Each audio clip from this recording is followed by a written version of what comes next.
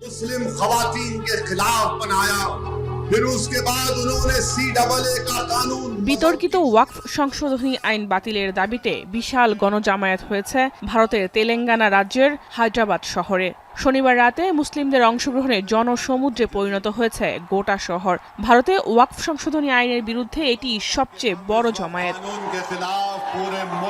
All India মজলিসি Ittehadul মুসলিমিনের সভাপতি ও লোকসভার সংসদ সদস্য আসাদুদ্দিন ওয়াইসির নেতৃত্বে হয় এই বিক্ষোভ। ওয়াকফ আইন বাতিলের দাবিতে এই গণজমায়েতকে ঐক্যের প্রতীক বলছেন আসাদুদ্দিন ওয়াইসি।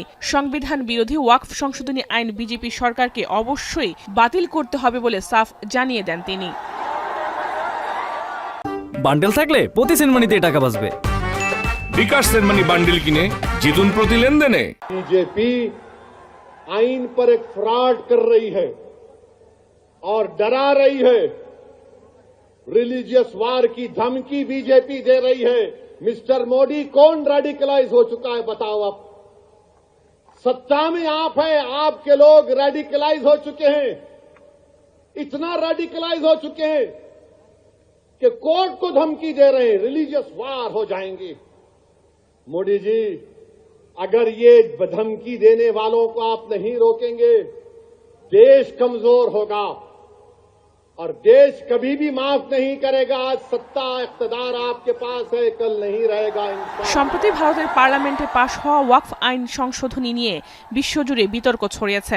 এই সংশোধনীর ফলে অমুসলিমদের ওয়াকফ বোর্ডে অন্তর্ভুক্ত করার সুযোগ তৈরি হয়েছে বলে অভিযোগ উঠেছে।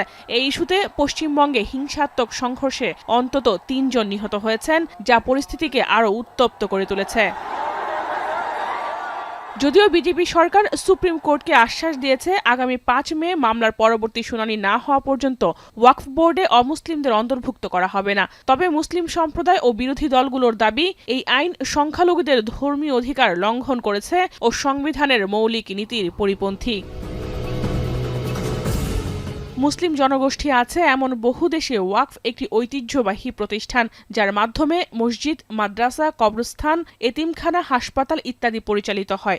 ১৫০ কোটি জনসংখ্যার দেশ ভারতে সংখ্যালঘু ২০ কোটি মুসলিমের জন্য মাথার উপর ছায়া ওয়াকফ। প্রধানমন্ত্রী নরেন্দ্র মোদী সরকার সেই ওয়াকফ বোর্ড নিয়ন্ত্রণের লক্ষ্যে বিতর্কিত সংশোধনী আইন এনে তোলপাড় করে তুলেছে পুরো ভারত। জাহানারা ভুঁইয়া, এখন বিশ্ব।